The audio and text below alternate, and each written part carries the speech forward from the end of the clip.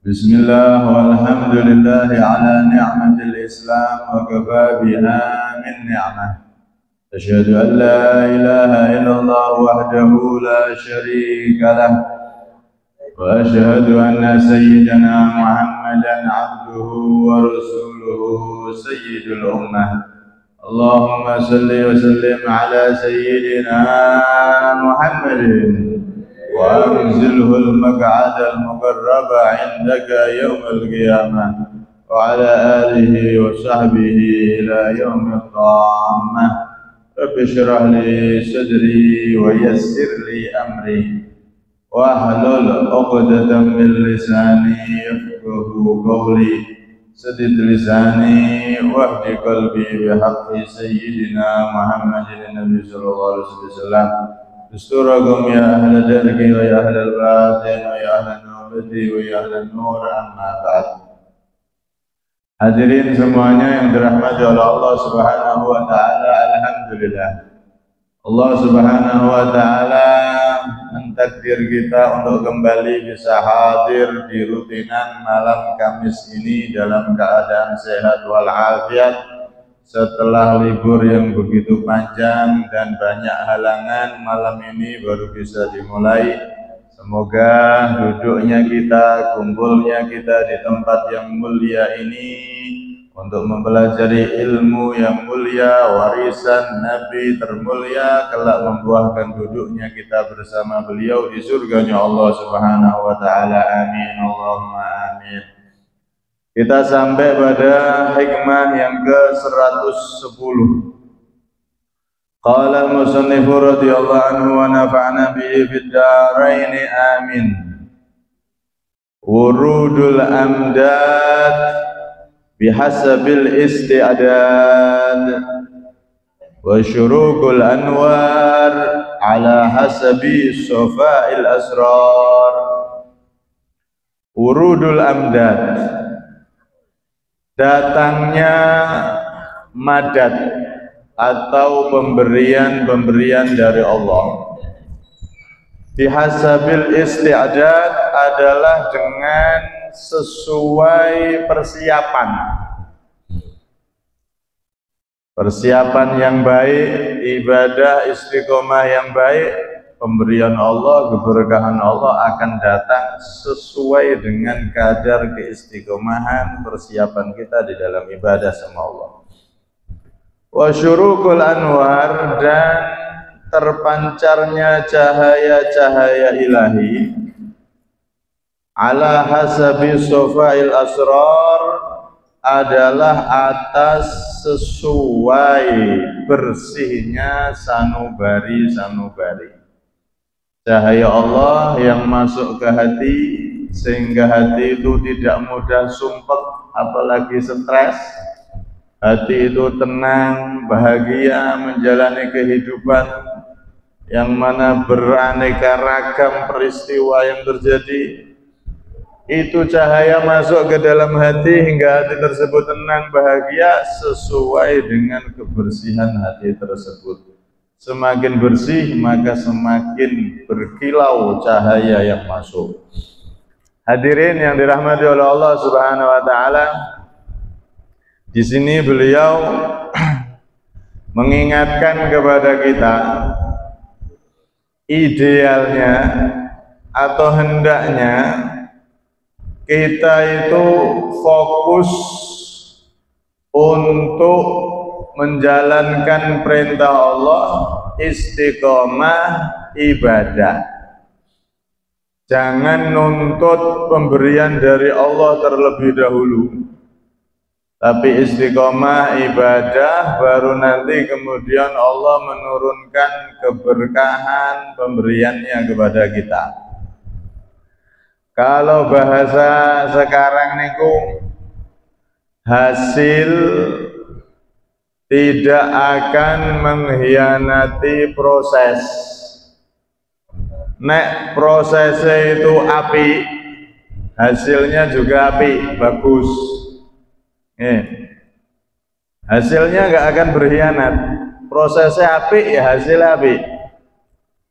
Tapi kalau prosesnya jelek, maka jangan harap akan ada hasil yang baik. Karena itu di dalam contoh terbesar bagi kita umat Islam tak lain adalah para sahabat. Lihat bagaimana para sahabat itu menjalankan proses dengan sebaik-baiknya. Tuh lihat bagaimana mereka niku hijrah dari Mekah ke Madinah dalam keadaan yang hina-dina alias lemah, tidak punya apa-apa. Hijrah dari Mekah ke Madinah dalam keadaan tidak bawa apa-apa, hartanya banyak yang ditinggal di Mekah karena nggak mungkin dibawa pada saat itu. Yo nenek sewaan truk kan ya digawa iso. Nah zaman niku mboten enten yang bisa dibawa, ya yang bisa diangkut di onta, di kuda itu pun terbatas. Nggih. Nah saniki iso nyater penak, pindahan omah, langsung nyater mobil piro iso sekali angkut.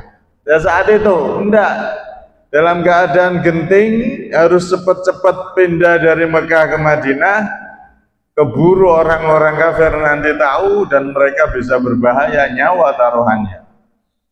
Subhanallah, dari Mekah ke Madinah yang punya harta banyak harta yang ditinggal, yang punya keluarga, keluarganya ditinggal, yang belum beriman masih kafir memusuhi Nabi Muhammad, dia sudah beriman, dia pun meninggalkan keluarganya.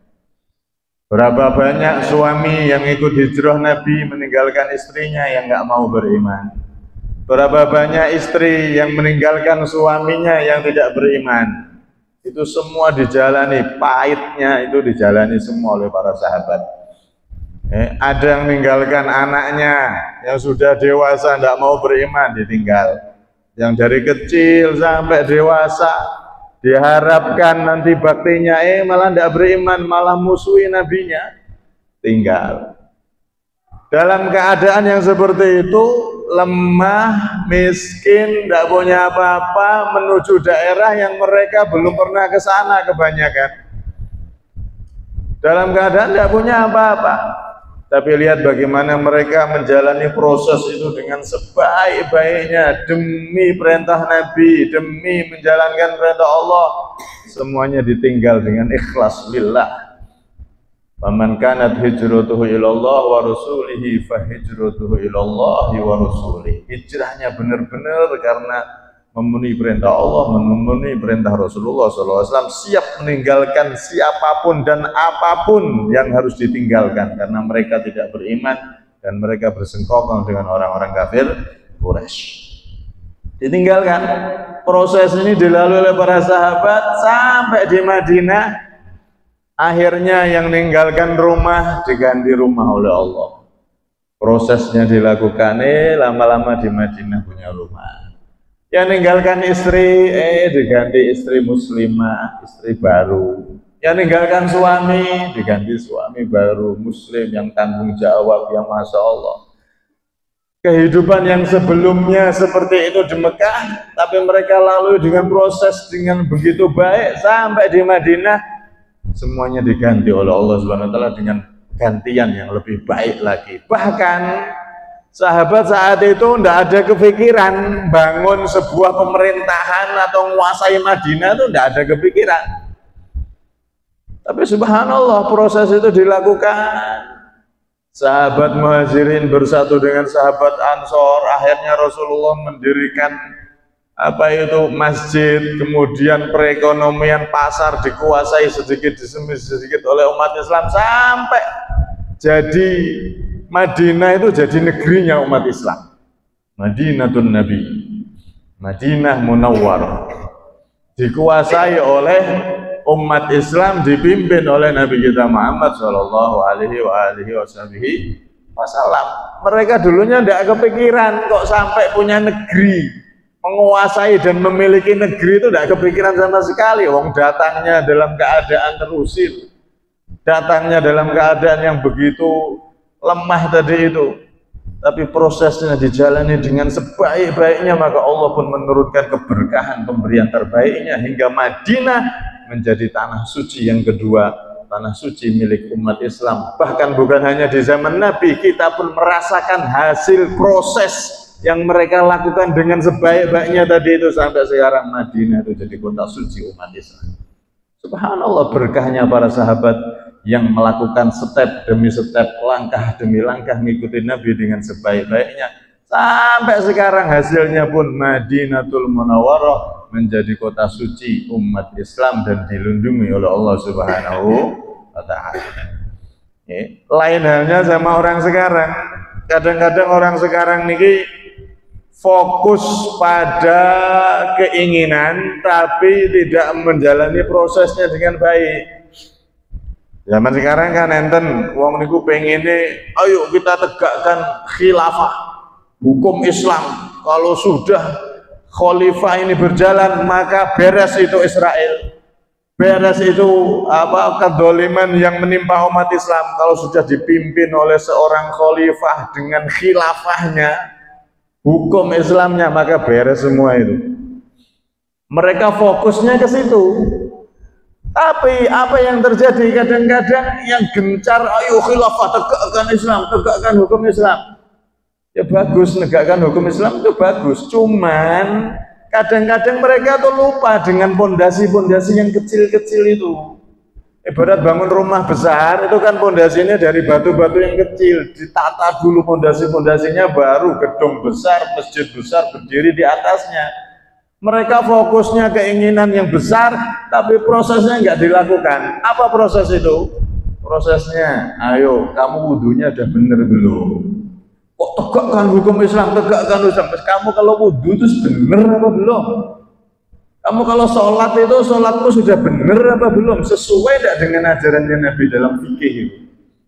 Kamu kalau zakat, zakatmu sudah bener apa belum? Kamu kalau puasa Ramadan, Ramadanmu sudah bener apa belum? Kamu kalau istinja, cebok dari kencing, cebok dari berak, itu sudah bener apa belum? Kamu kalau gunakan air, airnya mustakmal atau air mutanajis, kamu sudah tahu apa belum? Dan masih banyak yang lain yang itu jadi pondasi, itu jadi fokus kita terlebih dulu. Belum lagi hatimu sudah bersih apa belum dari iri dengki terhadap sesama. Itu pondasi-pondasi semua. Proses itu harusnya diperhatikan terlebih dahulu, baru yang besar-besar itu nanti. Ada saatnya itu. Nanti kalau zaman Imam Mahdi, kalau kita Ahlussunnah Jamaah, nanti yang bisa menegakkan hukum Islam khilafah dengan seadil-adilnya kayak zaman Khalifah Sayyidina Abu Bakar, Khalifah Sayyidina Umar, Khalifah Sayyidina Utsman, Sayyidina Ali bin Abi Thalib, itu nanti wayah Imam Mahdi nanti. Nah, zaman sekarang coba umpama kita umat Islam bersatu, terus siapa kira-kira yang pantas jadi pemimpin yang selevel Sayyidina Umar, selevel Sayyidina Abu Bakar, selevel Sayyidina Ali, Sayyidina Utsman, yang pantas mimpin saiki sapa? Belum ditemukan orang yang seperti itu, sing alim tenanan, sing pantas mimpin. Coba kalau mereka ditanya siapa ya kira-kira yang pantas jadi pemimpin umat Islam? Tidak ada, wong ngajine jek urung genah kabeh. Rata-rata. Ya akeh sing alim-alim kata. Maksudnya kebanyakan umat Islam ini kadang-kadang dari prosesnya ini dia sendiri sholat loh belum genah. Dia sendiri kita di ibadah-ibadah yang seharusnya wajib, ibadah yang dohir, belum lagi ibadah yang batin seperti hati bersih dan seterusnya, itu belum dilakukan semua, proses itu belum dipenuhi semua. Itu kadang-kadang sudah langsung kita harus tegakkan hukum Islam. Nah, demo ke sana, demo ke sini, kadang-kadang nggak sholat. Demo sana, demo sini, anak istrinya yang wajib dinafkahi nggak diurus. Demo sana, demo sini, anaknya yang harusnya diajari baca Quran nggak terurus. Anaknya harusnya dididik nggak terurus. Lah kok pengen menegakkan hukum Islam itu dari mana? Pondasinya nggak ada. Makanya Ahlussunnah wal Jamaah, pemahaman kita dari para ulama soleh terdahulu itu, kita solehkan diri kita terlebih dulu, mulai dari diri kita. Jangan yang besar-besar dulu, keinginan ini itu, yang kecil-kecil dulu, pondasinya. Kita sholat, kita jalan ini dengan benar. Kemudian anak kita, keluarga kita, rumah kita, ini kewajiban benar-benar berjalan di situ, sunnah-sunnah Nabi hidup di situ. Lebih-lebih kita bisa ngajak tetangga kita jamaah ke masjid, hadir majelis, sehingga semakin tahu ilmunya Nabi dan seterusnya. Kalau sudah dari pondasi-pondasi ibarat kayak batu-batu kecil ini sudah tertata rapi semua, nek wis pondasi dadi ibarat orang bangun nanti ya mesti menduwur. Tidak mungkin bar pondasi kok wong terus bangun kok tambah mengisor, ya tidak mungkin. Nek pondasi sudah selesai, jelas pasti akan bangunan itu naik ke atas. Tidak mungkin bos pondasi malah dibangun mudun meneh, tidak ada. Makanya Ahlussunnah Jamaah, kalau kita itu soleh per individu dari kita, per keluarga dari kita, wes tau keberkahan Allah turun. Jangan nunggu Imam Mahdi. Nanti Allah akan tunjuk para pemimpin-pemimpin yang adil, ngayomi rakyat. Terus rakyatnya ke ahli taat, akeh sing ahli taat, akeh sing ahli masjid, sing ahli sholat berkurang atau ndak ada.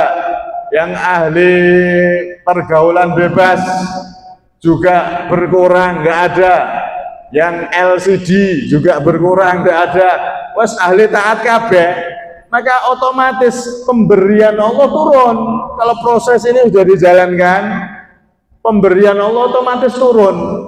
Bisa jadi Imam Mahdi masih ribuan tahun datang, tapi pemimpin-pemimpin yang adil, yang ngayomi rakyat sudah ada dan sudah berganti-ganti. Bisa jadi seperti itu.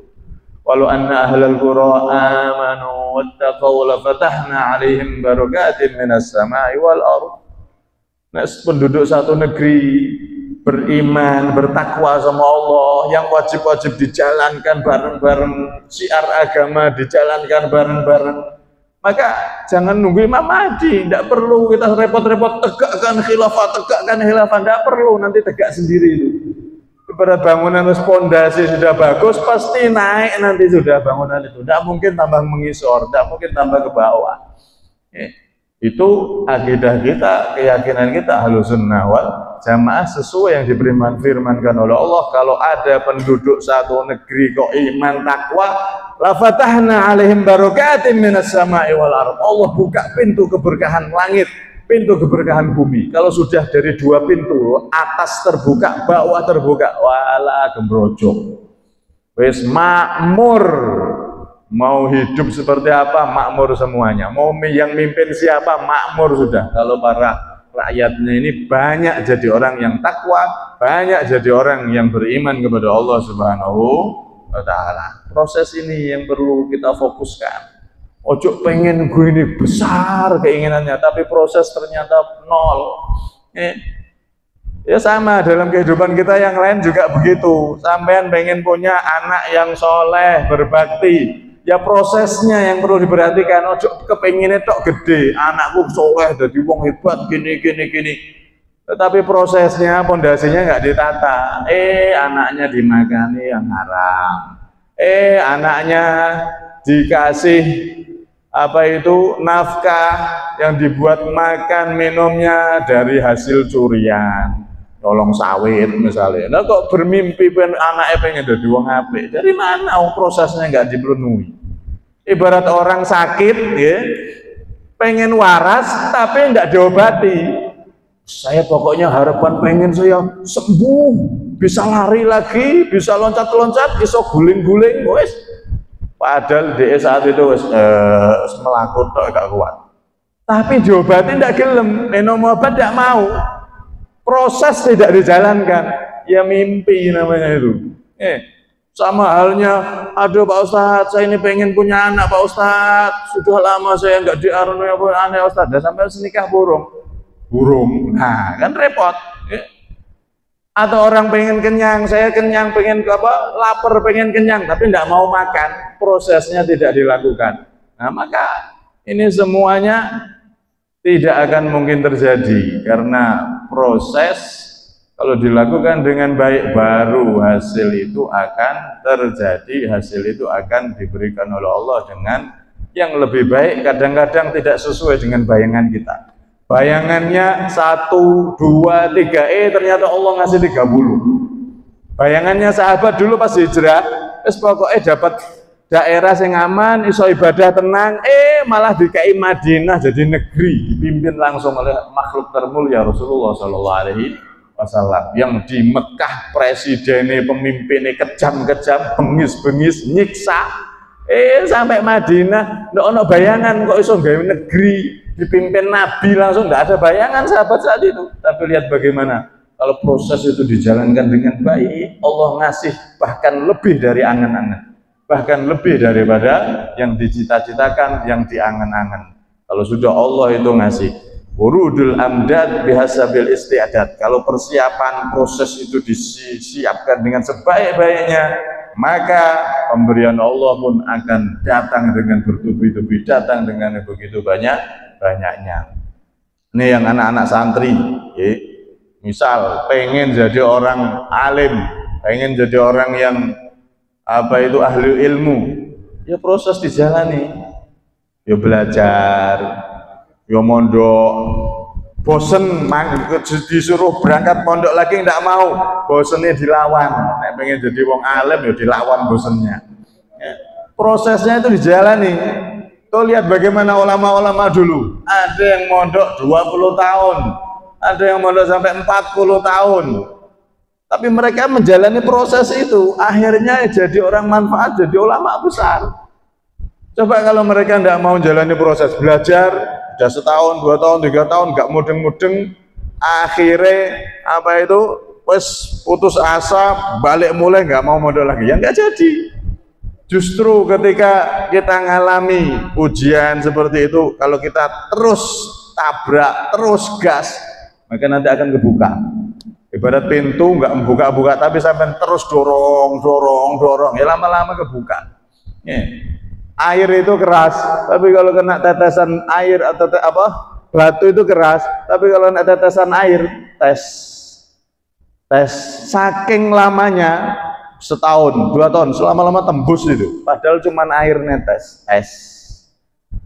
5 detik baru netes lagi, tes, tapi bertahun-tahun, 1 tahun, 2 tahun, 3 tahun, wes cekung, bisa jadi sampai tembus nanti. Itulah proses itu kalau dijalani, maka pasti pemberian Allah akan datang, dan pemberian Allah besar kecilnya itu sesuai proses yang kita jalani. Begitu juga keberkahan, ketenangan hidup sesuai kebersihan hati yang ada pada diri kita. Semakin hati kita bersih, maka semakin Allah memberikan ketenangan dalam kehidupan ini. Nah, hadirin yang dirahmati oleh Allah, Imam Ghazali dulu itu, ini cerita terakhir. Imam Ghazali dulu itu punya ayah. Ayahnya ini bukan orang kaya. Punya anak Imam Ghazali sama adiknya Imam Ahmad. Imam Ghazali namanya Muhammad, adiknya Ahmad. Singkat cerita, ayahnya yang kalau bahasa sekarang itu kerjaannya serabutan ini, dia sudah merasa hidupnya nggak lama lagi. Akhirnya dia minta sama temennya untuk megang warisan. Saya punya rumah itu, nanti kalau saya nggak ada, kamu jual buat makan anak saya 2 ini, saya titipkan ke kamu. Sahabat karibnya ini. Akhirnya diterima wasiat itu.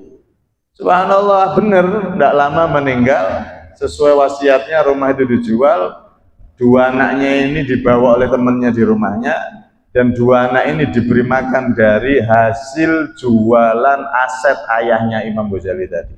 Imam Ghazali dan adiknya dikasih dari itu makan tiap saatnya, tiap hari. Sampai suatu hari, sampai sekian lama, akhirnya warisannya habis. Setelah habis, temannya ini ngomong sama Imam Ghazali sama adiknya, kalian berdua, paman mohon maaf ya, karena sudah warisan dari ayahmu sudah tidak ada, sedangkan saya juga orang yang nggak punya. Kalau harus menafkahi kalian berdua, saya jelas tidak mampu. Saya mohon maaf, paman mohon maaf. Kamu berdua mau tidak mau, ya harus tak taruh di pondok pesantren yang gratis. Kalau bahasa sekarang mungkin panti asuhan, tapi dipimpin oleh ulama fulan, itu yang ngasuh itu ulama fulan. Dan kamu tak pasrahkan di sana, nanti dapat makan setiap saatnya, dan kamu juga bisa ngaji. Benar, proses ini dijalani Imam Ghazali. Bahkan saat itu Imam Ghazali itu nggak niat mondok, Niatnya biar bisa hidup, bisa makan, karena memang warisannya sudah habis. Dipindah itu niatnya beliau awalnya itu cari makan. Kata beliau, talabnal ilma lid dunya fa abal ilmu illa lil akhirah.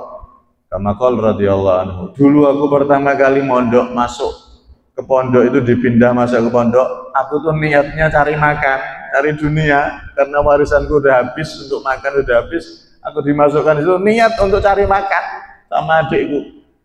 Tapi setelah aku menjalani proses di dalam pondok tersebut, aturan, bimbingan dari guruku, semua proses itu aku lakukan, aku nurut. Lama-lama niatku berubah. Pertama niat cari makan, tapi kemudian aku pun berubah karena nasihat dari guruku. Setiap saatnya ada pelajaran, aku ikuti proses dengan sebaik-baiknya. Hatiku pun berubah. Yang semula cari dunia, kemudian berubah ngajinya, mondoknya, ingin cari kedudukan di sisi Allah, ingin cari ilmu warisan Nabi Shallallahu Alaihi Wasallam. Akhirnya proses itu dijalani sama beliau sama adiknya. Subhanallah, kakak adik ini akhirnya jadi ulama besar, Imam Ghazali dan Imam Ahmad. Ulama besar semua, dua-duanya jadi orang besar. Dua-duanya jadi orang besar. Kenapa seperti ini? Yaitu kalau kita lihat manaqibnya beliau ketika jadi santri, beliau santri yang taat, beliau santri yang giat dan seterusnya. Sehingga proses ini dilakukan dan berjalannya waktu sampai akhirnya beliau pun jadi orang yang bermanfaat untuk umat. Bahkan sampai sekarang, siapa yang nggak kenal Imam Ghazali? Siapa yang nggak kenal adiknya Imam Ghazali, yakni Imam Ahmad? Cuman Imam Ghazali ini yang paling terkenal. Kalau adiknya nggak begitu terkenal. Tapi dua-duanya sama menjadi ulama yang hebat di zamannya dan manfaat untuk umat Nabi Muhammad SAW. Dengan berbagai proses tadi itu, ditinggal mati orang tuanya, jadi yatim, jadi piatu, dan seterusnya tadi itu, tapi beliau tetap dalam keadaan proses itu dilakukan dengan sebaik-baiknya, akhirnya pun menjadi orang yang bermanfaat, menjadi orang yang sukses.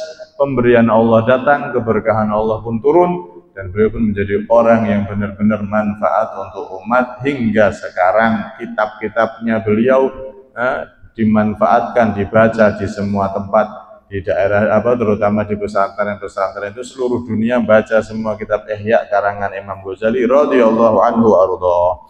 Karena itu hadirin yang dirahmati oleh Allah, dalam semua hal proses itu kita jalani sebaik-baiknya, pasti nanti Allah memberikan keberkahan. Bisa jadi keberkahan itu terlihat di dunia, bisa jadi juga kita sudah menjalankan proses dengan sebaik-baiknya, taat, dijaga hati, dijaga, dibersihkan, proses sudah dilakukan, tapi kok nggak kelihatan dikasih di dunia, maka yakin pasti Allah itu nanti akan memberikan pemberiannya. Kelak di akhirat Allah tidak akan mengecewakan hamba-hambanya. Memang ada yang diberi di dunia, kelihatan proses, kemudian kelihatan hasil di dunia. Ada yang Allah itu simpan hasilnya nanti di akhirat, sehingga jadi surprise, sehingga jadi kejutan untuk hamba tersebut. Ala kulli hal, Allah Subhanahu wa taala tidak akan menyia-nyiakan proses yang dilakukan oleh hambanya. Semakin taat, semakin istiqomah, maka pemberian Allah semakin besar. Bisa jadi diberikan di dunia, bisa jadi nanti di akhirat, bisa jadi diberikan sebagian di dunia, sebagian di akhirat. Allah yang mengetahui baiknya untuk hamba tersebut bagaimana. Yang jelas pasti pemberian dari Allah akan turun kalau kita benar-benar melaksanakan perintah Allah, proses itu kita lakukan dengan baik. Cahaya dari Allah kenikmatan ibadah, cahaya yang ada di hati kita hingga hati kita itu jadi hati yang penuh dengan ketentraman, kebahagiaan. Itu cahaya semakin banyak, semakin turun di hati kita kalau kita semakin bisa membersihkan hati kita. Intinya jalani proses hidup ini untuk selalu taat sama Allah, maka pasti keberkahan pemberian Allah akan segera diberikan. Bisa jadi di dunia, bisa jadi di akhirat. Yang jelas Allah pasti akan memberikan pemberian terbaiknya, terbesarnya untuk hamba tersebut. Semoga kita termasuk hamba-hamba yang dinaungi pemberian Allah di dunia sampai akhirat, dan kita menjadi hamba-hamba yang tahu diri dan bisa melaksanakan proses kehidupan ini dengan sebaik-baiknya, yaitu dengan taat kepada Allah Subhanahu wa taala, hingga kita benar-benar khususnya kelak di akhirat kita diberi pemberian yang sempurna tatkala kita diizinkan oleh Allah untuk mudah bertemu dengan Rasulullah, berkumpul bersama Rasulullah di surganya Allah Subhanahu wa taala. Amin Allahumma amin. Kurang lebihnya minta maaf. Ada minni wal afa minkum. Assalamualaikum warahmatullahi wabarakatuh.